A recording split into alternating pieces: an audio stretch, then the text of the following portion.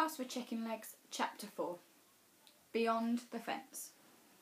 Once the house disappears from view, I relax. The thought that I might get into trouble is still there, but I've decided it's all the more reason to enjoy every moment while I can. What's a bothy? I finally asked. A shelter for walkers. Usually they're little huts, left open for anyone to use, but the one we're going to is a cave in the side of the mountain. Why are you restocking it? My father is a teacher. He's bringing some children up here tomorrow on a field trip, so he asked me to drop off some supplies. Benjamin turns to me and smiles. It's just another excuse to keep me busy, really. Does he teach at your school? Yes, that's one of the reasons I don't fit in there. Really? Why? Benjamin shrugs. Some of the children don't want to be friends with the teacher's son. My eyebrows knit together. There are so many things I don't understand about the living. Jack flaps out of the mist and I suddenly feel very glad he's with me. What are the other reasons you don't fit in? I ask. Most of the boys spend all their time talking about or playing football. And you don't like football? I glance up and the view takes my breath away. We're crossing a boulder field so deep in mist it looks like the rocks are floating on a cloud. No, not really. I like drawing. Benjamin hops from one rock to the next and his footfalls echo with a strange sonorous clinking. They call this place Hollow Stones, he says, because of the noises the rocks make when you walk over them. I jump onto a wobbly boulder and shift my weight back and forth. It's like music. I can't believe this place is so close to the house and I might never have come here. The sounds bounce around inside me as I wonder what else I've missed out on because I'm not supposed to go beyond the fence. The thought makes me feel hollow like the stones. Benjamin reaches back and offers me a hand. I could jump the gap to the boulders easily, but I wrap my fingers around his and beam as he pulls me next to him. What do you like to draw? I ask. Birds mostly. He looks down and I notice his ears have turned pink. I guess that's another reason I don't fit in. There aren't many 12-year-old bird watchers at school. Sometimes I get teased about it. Well, I love birds. I hold my arm out and Jack swoops down, landing on it heavily.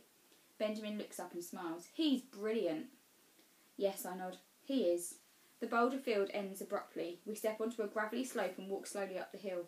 I can see the cave mouth now, a low, wide scar in the cliff ahead. It's a bit of a scramble climbing up to it, and by the time we reach the cave, my legs are aching and my hands feel weird. All cold and numb from pulling myself up on the icy rocks. But as I stand next to Benjamin and look at the view, unbarred by a skeleton fence, I feel incredible. Like I could do anything. Shall I make a fire? Benjamin suggests, lifting his rucksack from his shoulders. There'll be some tea in here. I can do that, I offer. I build fires at home all the time. The cave smells of damp, sweaty socks, but I don't care. It feels so good to be somewhere real, live, living people go, and to be here with a real, live, living person. I bounce to the back corner, which is filled with interesting things. Someone has built a low wooden platform, I guess to sit or lie down on, and a small log burner is nestled nearby with a chimney pushing its way up through the rocks. Logs are stacked neatly beside it, and a few saucepans and enamel bowls are balanced on a rock. Building the fire is easy. Kindling is already prepared, sticks are already cut and the logs are dry. In only a few minutes, flames are dancing in the burner and warmth is sweeping through the cave. Good fire! Benjamin warms his hands and I smile. What will they do on the field trip tomorrow? I try to imagine what lessons you could have up a mountain and what it would be like to come up here with a whole group of children. It must be so much fun. I think they are studying the rocks. Benjamin lifts a folder out of his rucksack and passes it to me. All my father's worksheets are in there. He pulls out an assortment of other things, tape measures, balls of string and tiny magnifying glasses, and stacks them, all neatly into a box in the corner. I flick through the papers as Benjamin makes tea, but they don't make much sense. I wish I could come up here tomorrow and see for myself what the children will be doing. Sandwich? Benjamin unwraps a small parcel and offers it to me. The bread is perfectly white and square, not like Baba's homemade bread at all. Benjamin shows me how to stuff my sandwich with thin, crispy potatoes so it crunches when I squash it. Good, isn't it? I nod, breaking a crust off for Jack. Does he follow you everywhere? Pretty much. I stroke the soft feathers on Jack's chest and give him another piece of bread. He tucks it into my sock and tugs on my bootlaces. He's always hiding food for later, I explain. I think it must be an instinct. He shares food too, and he loves to play. He likes rolling and sliding and swinging on branches. Sometimes I make puzzles for him using sticks and bits of string. Thinking on this makes my heart ache. I love playing with Jack, and when I was younger, I used to love playing with the house too, but I've always wanted to play games with a real person, someone my own age. Bubba can be fun, but she's too full of aching bones to run races or play ball games. I'm going to draw him. Benjamin pulls a tin of pencils and a thick sketch pad from his rucksack. Can I see your pictures? I asked, leaning over to look at the doodles on the cover. Benjamin's ears turn pink again, but he passes his sketch pad over. It's full of drawings of birds, wildlife and farm animals, all in perfect detail. These are amazing. I turn a page and find a half-finished portrait of a woman with long, straight hair and friendly eyes like his. That's my mother. He reaches for the pad. I've been drawing her from a photograph. He turns the page and takes a pencil from his tin. Can I sketch you too? I don't get the chance to practice drawing people very often. I'm not sure where to look, so I carry on feeding Jack pieces of bread as Benjamin's pencil whispers across the paper. He tells me how he wants to study art and be an artist when he grows up. I wish I could choose what I want to be when I grow up. I wish it so much it hurts deep inside my chest.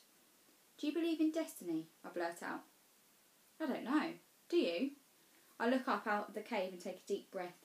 All my life I've been told I have a destiny. I want to believe that I can escape it or change it somehow, but I don't know how to explain that to Benjamin. I'm still deciding how to answer when Benjamin puts down his pencil, looks from me to the paper, then passes me the pad. I stare at the girl on the page, curly hair and a freckled nose, smiling as she feeds crumbs to a proud jackdaw on the floor. It's strange seeing myself through someone else's eyes. It makes me feel more real somehow. You've captured Jack perfectly, and I look at my eyes in the picture. Although I'm smiling, my eyes appear sad. Maybe Benjamin meant to draw them like that. Maybe not, but either way I think he has captured me perfectly too. You draw brilliantly.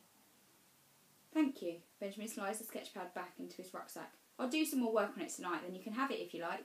Do you fancy coming into town with me tomorrow? I could show you around. My heart stops. I want that more than anything, to go to the little town by the lake. But how can I? Anger burns through me. It's not fair. The house and Bubba making me stay inside the fence. What could possibly be so bad about a trip into town with a friend? Yes, I say firmly. I'll come. I'm not sure how, but I will. Because if I let this opportunity to experience friendship and life beyond the fence slip away, I think my heart will shatter into 1,000 pieces. The air is cold as we walk back across hollow stones, but my skin feels hot and itchy. My mind is whirring with ideas for escapes that fall apart the moment I try to grasp them. Benjamin stays with me until the house is in sight. It's in the same position as when I left, and it still looks asleep. A smile twitches in the corner of my mouth with the thought that I might have got away without being missed. We agree to meet the next day. Benjamin tells me he hasn't asked his father about the lamb yet, so I tell him I'm happy to keep him for another night. As I creep back inside the fence, everything seems perfect. I think of my mother on her midnight gondola, and how breaking rules can lead to wonderful things. Today was fantastic, and tomorrow is going to be even better. Warmth hits me as I open the front door. Baba is still in bed and the house is quiet. Even the lamb is still asleep in my room, his head resting on a mossy mound. I sink into my mattress and smile. Then a squeal of excitement bursts through me and I have to stifle it with my pillow. I can't believe this is happening. It's like the stars have watched my daydreams and are making my wishes come true. I close my eyes and drift to sleep, hoping they can change my destiny as well. It seems like 2 minutes later I'm woken by the rattle of bones, but it's almost dark outside, so I must have slept the day away. I sit up and peer through the window. The fence trembles and sways in a rush of air and a cold wave of dread rolls over me. A great gust shakes the skulls and bones free, and with a heart-wrenching clatter they fly, roll and run into the skeleton store. Drawn in by a great breath from the house, the store slams shut and the house lurches suddenly upwards. No! I shout, jumping out of bed and stumbling over the mossy fort. The lamb bleats loudly, bolts over his fence and goes skidding across the floor. Jack flaps up from his perch on the footboard of my bed and flies around the room squawking. But the house is calm, already walking in long lumbering strides. No, no, no! I fling open my bedroom door. Make it stop, Baba, please! Baba appears in front of me, then thin wispy hair floating around her head like a halo. What is it? What's wrong? Make it stop! I scream, tears flooding down my cheeks. The house is picking up speed, rolling along a rhythmic canter. I drop to the floor and put my head in my hands. Baba kneels next to me and wraps her arms around my back. Make what stop? What is it? The house! I yell at her. She sighs. You know I can't do that. It must be time to move on. But we've only been here 2 weeks. This can't be happening. Not now. Benjamin was coming back with his big brown eyes and his easy smile. We were going to visit the town. We were going to be friends. For the first time in my life I had the courage and the opportunity to break free and explore the world beyond the fence. But now the house has taken it all away. I want to stay here, Baba, I sob. Oh, Marinka. Baba bundles me into a hug. bundles me into a hug that both comforts and suffocates. The house is at full gallop now, speeding away from Benjamin and any chance of friendship I might have had. Any chance of exploring that twinkling town by the lake. You know the house has to keep moving so the living don't find the gate. It's important. But why? I shout, pulling away from her, flushing with anger. Why is it so important? The living all find the gate eventually. They all die. Why do they have to be such a big secret? Why can't we stay somewhere long enough to make friends? I glare at her, my eyes burning. She has to make this house stop, make it turn back. The lamb! I cry. You can keep the lamb, Baba says gently. We'll have vegetable borscht in the spring. You don't understand. I can't tell her that Benjamin will be back looking for his lamb, but all he'll find is a rocky ledge as empty as my hopes and dreams. I can't tell her how much that hurts. I hate this house. I hate this life. I hear myself shouting the words, watch myself pushing Baba's hands from me. I prickle with fear because I'm not in control of my emotions or my actions. And as long as I stay in this house, I will never be in control of my life, my future, or my destiny.